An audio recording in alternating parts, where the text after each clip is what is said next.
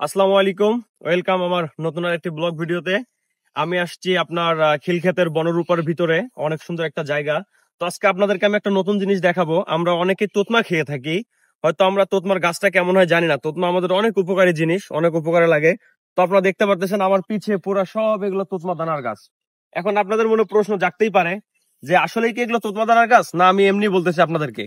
তো আমি আপনাদেরকে প্রুফ করার জন্য একটা তোতমা গাছ থেকে আমি কিছু তোতমা ফলের টেনে নিব, নিয়ে আপনাদেরকে দেখাবো। তো একটু আমার কাঁচা দেখতে হবে, কাঁচা না হলে পাওয়া যায় না, ম্যাক্সিমাম পড়ে যায় আর কি। তো এই জন্য আর কি আপনাদেরকে কাছে থেকে দেখাতে হবে। তো আমি একটা গাছ খুঁজতেছি ভালো মানের, যেটাতে আমি ভালো তোতমা দানা পাবো। আপনাদেরকে দেখাইলে আপনারা বুঝতে পারবেন। এই তো পেয়েছি মোটামুটি। তো আপনারা দেখতে পারতেছেন, এই দেখেন, এই দেখেন, দেখেন। হয়তো অনেকে বলবেন যে মিথ্যা কথা বলতেছি, কিন্তু দেখেন এই যে, দেখেন এই যে এখানে দেখা যাচ্ছে তোতমা দানা, ঠিক আছে।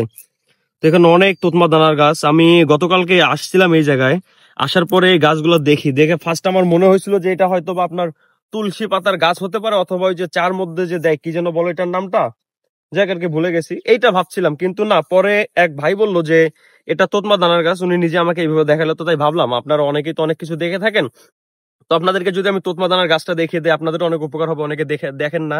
তো যাই হোক, যদি ভিডিওটা ভালো লেগে থাকে তাহলে অবশ্যই চ্যানেলটা সাবস্ক্রাইব করে রাখবেন, দেন ভিডিওটা শেয়ার করে আপনাদের বন্ধুর কাছে পৌঁছে দিবেন। আর এমন অজানা তথ্য জানার জন্য আমার সঙ্গে থাকবেন। ধন্যবাদ। আমি বিদায় নিচ্ছি। সৈয়দ আলামিন আপনাদের মাঝ থেকে। আসসালামু আলাইকুম।